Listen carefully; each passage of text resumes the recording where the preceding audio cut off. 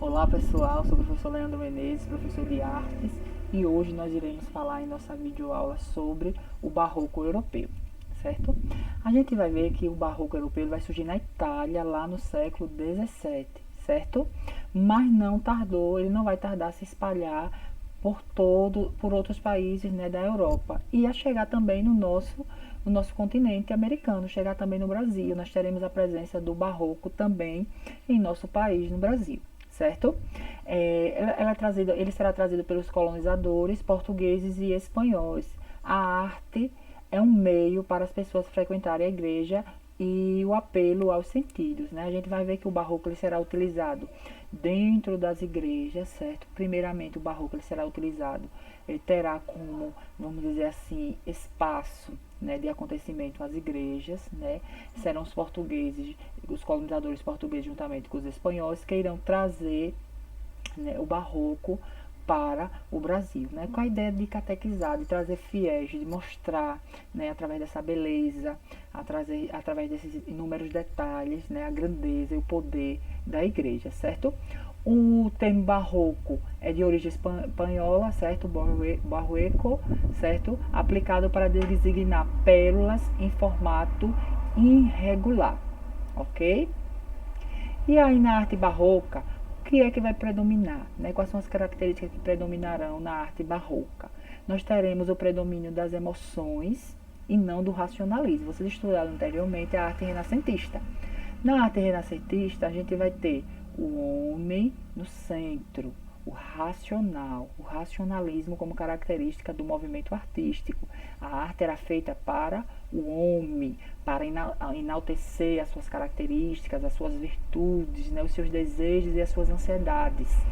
Porém, agora nós veremos um movimento que ele vai predominar as emoções, certo? Um movimento teocentrista, ou seja, ele vai ter predomínio das características voltadas para Deus no centro, certo?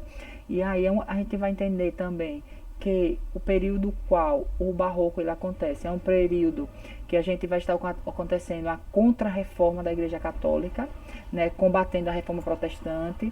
A gente vai perceber que durante a reforma protestante a igreja vai perder muitos fiéis, e aí a igreja usa desse exagero do barroco, né, da utilização desse ouro para trazer novamente seus fiéis para a igreja, para mostrar o poder, para mostrar a grandeza da igreja, certo?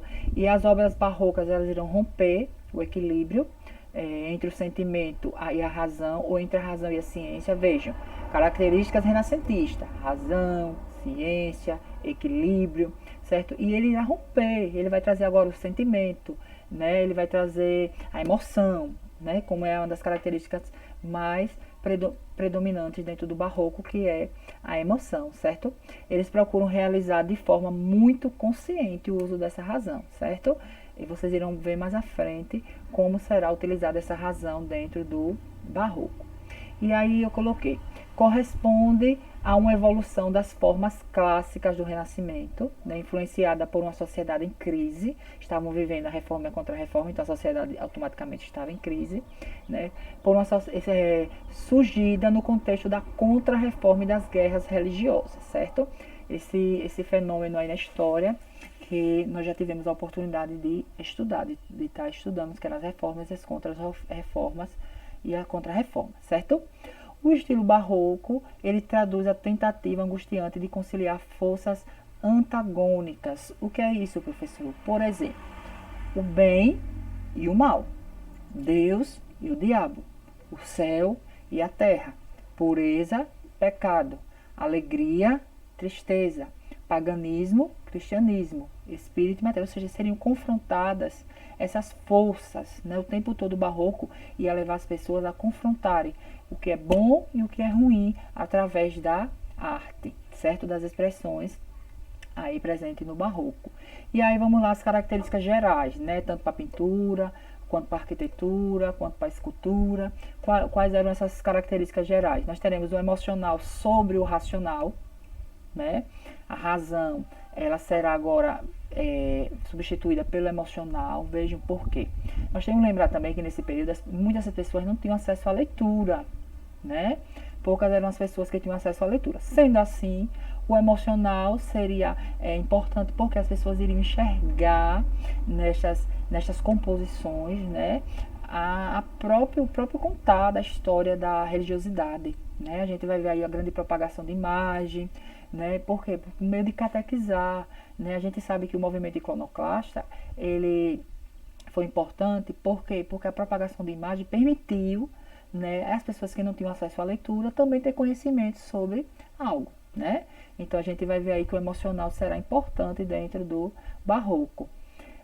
Baseado-se no princípio segundo o qual a fé deveria ser atingida através dos sentidos da emoção. Veja, fé, né? Fé não se discute fé, né? Fé, ela mexe com o nosso emocional, ela mexe com a nossa emoção, ela está acima do racional, certo? Está acima do explicável, ok? E não apenas pelo raciocínio da razão, que é característica do movimento estudado por vocês anteriormente, Renascimento, ok?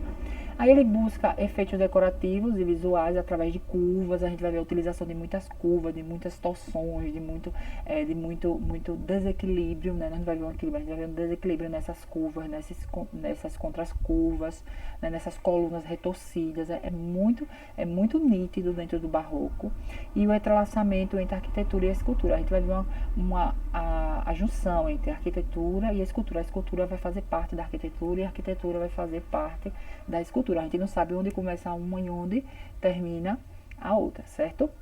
E ainda temos forte contraste de luz e sombra, será algo, aliás, uma das principais características do barroco, nesse contraste de luz e sombra, porque vocês irão perceber que a cena está aí retratada, só que algo está iluminado, como se ele recebesse um raio de luz sobre ele, né? Então a gente vai ver que esse contraste de luz e sombra ele vai falar muito dentro do barroco, que eu vou explicar mais à frente a vocês.